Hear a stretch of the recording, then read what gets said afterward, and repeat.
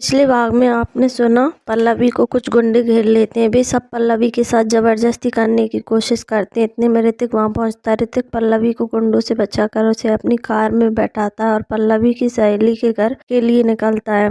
थोड़ी देर बाद पल्लवी की सहेली का घर आ गया और उसने ऋतिक को कार रोकने के लिए बोला। जैसे ही पल्लवी कार से उतरी, आरव भागते हुए उनके पास आ गया और पैर पकड़ ली। आरव ने पल्लवी को ऐसे पकड़ा हुआ था जैसे मानो वह उसे गले से लगाना चाहता हो। आरव रो रहा था। ऋतिक भी गाड़ी से उतर गया। पल्लवी, क्या हुआ बेबी, आप रो क्यों रहे हो? आरव रोते से बोला, पहले डैडी छोड़ के चले गए और आप भी। पल्लवी नीचे झुकी और उसकी आंसू को पोंछते हुए बोली, पल्लवी मम्मी कहीं नहीं जाएंगी अपने छोटे से राजकुमार आरव को छोड़कर। पल्लवी ने ऋतिक की तरफ देखा। पल्लवी, और आपको पता है मम्मी आपके लिए डैडी लेकर आई हैं। आरव खुश होकर बोला, डैडी कहाँ है डैडी? पल्लवी ने ऋतिक की तरफ उंगली करके बोला, वो है आपके डैडी। आरव ने ऋतिक की तरफ देखा जो कि मुस्कुरा रहा था। आरव, नहीं वो नहीं है मेरे डैडी है। सुनकर ऋतिक के चेहरे से मुस्कान चली गई। पल्लवी, आज से आपके यही डैडी हैं। आरव, नहीं, इतना कहकर चला गया। पल्लवी, सॉरी, वो आयुष के बहुत करीब था इसलिए शायद उसे भूलने में थोड़ा समय लगेगा। ऋतिक, हाँ मैं समझता हूँ और सच में मुझे बिल्कुल बुरा नहीं लगा। वह बहुत क्यूट है, मासूम बच्चा। उसने अभी अभी अपने पापा को खोया है इसलिए उसे समय लगेगा यह मानने में कि अब से मैं ही उसका डैडी हूँ। उसे जितना समय चाहिए वह उतना समय ले सकता है, परंतु मैं अपनी जिम्मेदारी अच्छे से निभाऊंगा। पल्लवी मुस्कुराई। तभी पल्लवी की सहेली राधा वहाँ आ गई। राधा, पल्लवी ये आरव को क्या हुआ? वो रोते रोते अंदर गया। राधा की नजर पल्लवी के मंगलसूत्र पर पड़ी और फिर उसके माथे के सिंदूर पर पड़ी और फिर उसने पल्लवी के बगल में खड़े ऋतिक को देखा। पल्लवी समझ गई कि राधा किसी उलझन में। पल्लवी, अंदर चलकर बात करते हैं। राधा और ऋतिक दोनों ही उसकी बात से सहमत हुए। वह सब अंदर गए। घर पर सिर्फ राधा, पल्लवी, आरव और ऋतिक ही थे। पल्लवी, अंकल आंटी कहाँ गए? राधा, वो सब रामू काका की बेटी की शादी में गए हैं। पहले मुझे तू ये बता कि यह सब हुआ कैसे?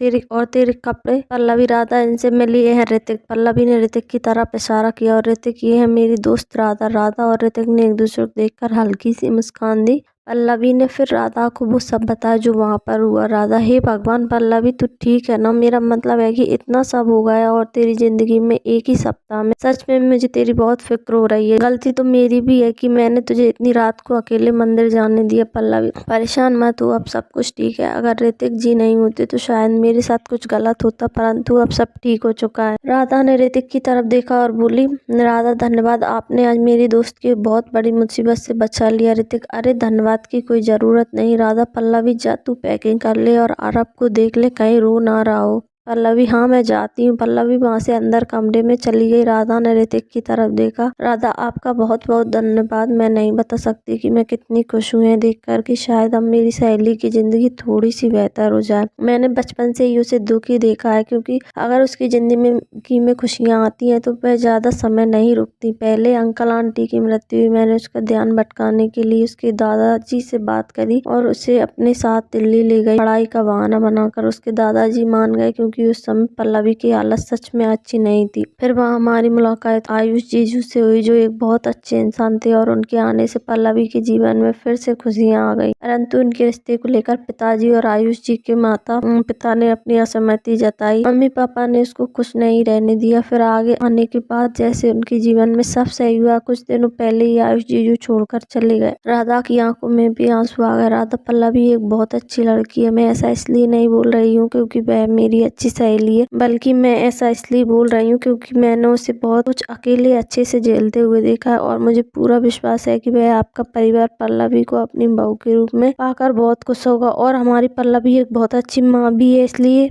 वह आपकी बेटी का बहुत अच्छे से ध्यान रखेगी और उसे बिल्कुल सगी माँ वाला ही प्यार देगी। मैं सच में बहुत खुश हूँ, चाहे कैसे भी करके, बट पल्लवी को प्यार देने वाला तो कोई आया। मैं अपनी दोस्ती का फर्ज नहीं निभा पाई। मैं पल्लवी को यहाँ नहीं रख सकती ज्यादा समय तक और मैं यही सोचकर परेशान थी कि क्या करूँ उसके लिए, परंतु तभी आप आ गए उसके जीवन में। ऋतिक यह सुनकर बहुत खुश हुआ। ऋतिक, परेशान मत हो, अब मैं आरव और पल्लवी का ध्यान रखने के लिए, क्योंकि मैंने उससे वादा किया। मैं नहीं जानता कि हमारा रिश्ता एक आम पति पत्नी जैसा होगा भी या नहीं, परंतु हाँ इतना पता है कि मैं एक अच्छा दोस्त बनकर उसका ध्यान रखूंगा। राधा, बस इससे ज्यादा मैं आपसे और कुछ नहीं चाहती और मुझे पता है कि पल्लवी भी यही चाहेगी कि आरव खुश रहे। ऋतिक, वैसे मैं एक चीज चाहता हूँ आपसे, जैसे आप आयुष को आयुष जीजू बोलती हो वैसे मुझे भी जीजू बोलो, क्योंकि चाहे हालत जैसे भी हो पर रिश्ता तो बन ही गया। राधा ओके जीजू, अब ये बताएं कि आप कॉफी पीना पसंद करेंगी या चाय? ऋतिक जो आपका मन करे। तभी ऋतिक को किसी का फोन आ गया और बात करने के लिए वो बाहर आ गया। राधा सबके लिए कॉफी बनाने के लिए चली गई तो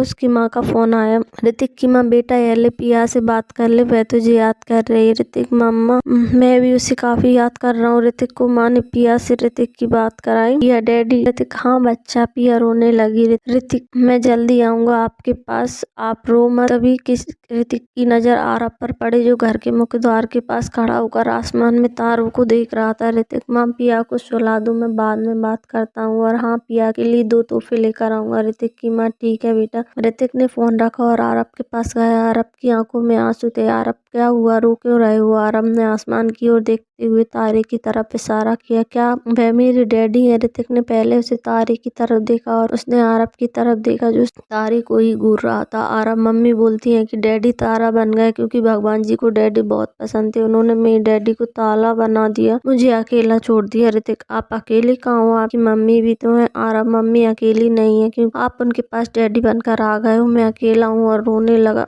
ऋतिक, किसने कहा कि मैं मम्मी के पास आया हूँ? मैं तो इस छोटे से प्यारे से आरब के पास आया हूँ उसका डैडी बनकर। मम्मी अकेली है पर आरब के पास मैं हूँ। आरब ने ऋतिक की तरफ देखा। आरब, नहीं आप मेरे डैडी नहीं हो, अब बताओ आप कौन हो? ऋतिक, मुझे आपके डैडी ने भेजा है क्योंकि वह चाहते हैं कि मैं उनके प्रिंस आरब का ध्यान रखूं, उनका न्यू डैडी बनकर। मैं आप ऋतिक, मुझे आपके डैडी ने भेजा है क्योंकि वह चाहते हैं कि मैं उनके प्रिंस आरब का ध्यान रखूं, उनका न्यू डैडी बनकर। आपके डैडी का दोस्त हूँ इसलिए उन्होंने मुझे भेजा है। आरब ने ऋतिक की तरफ देखा।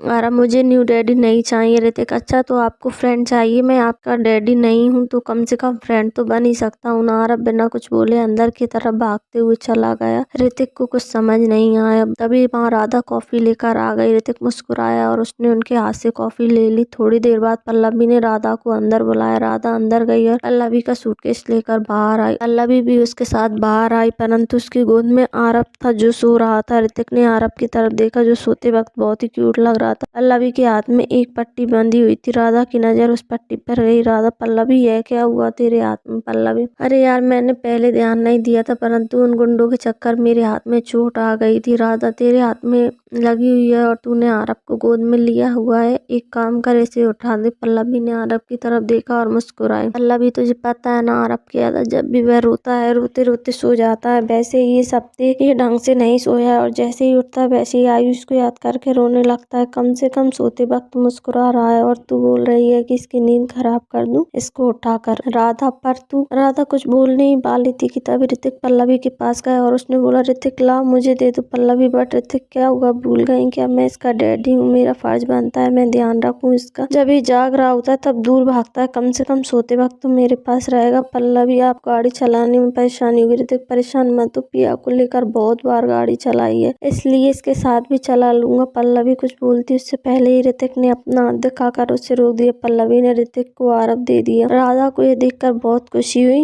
राधा और पल्लवी मिलकर सारे सूटकेस गाड़ी में रखती है। ऋतिक बहुत आराम से गाड़ी में बैठा जिससे आरब की नींद न खुले। पल्लवी ने राधा को गले लगाया। राधा, भगवान करे अब तेरी जिंदगी में सारी खुशियाँ आए और हाँ मेरे से संपर्क में रहिए। वैसे भी अगले हफ्ते दिल्ली में अपने ससुराल आ जाऊंगी तो उससे तब मिल लूंगी। पल्लवी, हाँ जरूर, और तू भी अपना ध्यान रखना और हाँ मेरी तरफ से अंकल आंटी को शुक्रिया कह देना। जल्दी जल्दी में उनसे मिलकर उनको शुक्रिया भी नहीं कह सकी। राधा, तू अब परेशान मत हो। हाँ मैंने अपना फोन नंबर ऋतिक जीजू को दे दिया है और उनका ले लिया है। तू जब नया फोन ले ले तो उनसे मेरा नंबर ले लेना और फिर मेरे से आराम से बात करना। पल्लवी मुस्कुराई और गाड़ी में बैठ गई। ऋतिक ने गाड़ी चलाना शुरू कर दिया। ऋतिक आरब को लेकर भी बिना किसी परेशानी के गाड़ी चला रहा था। यह देखकर पल्लवी की आंखों में आंसू आ गए जो ऋतिक ने देख लिया। ऋतिक, क्या हुआ, क्या सोच रही हो? पल्लवी, बस यही सोच रही, कुछ दिन में मेरी जिंदगी कैसे बदल गई। ऋतिक, इतना मत सोचो, अब सब अच्छा होगा और आरब की टेंशन बिल्कुल छोड़ दो, यह मेरा भी बेटा है। पल्लवी मुस्कुराई। ऋतिक, वैसे वह तुम्हारी दोस्त तुम्हारी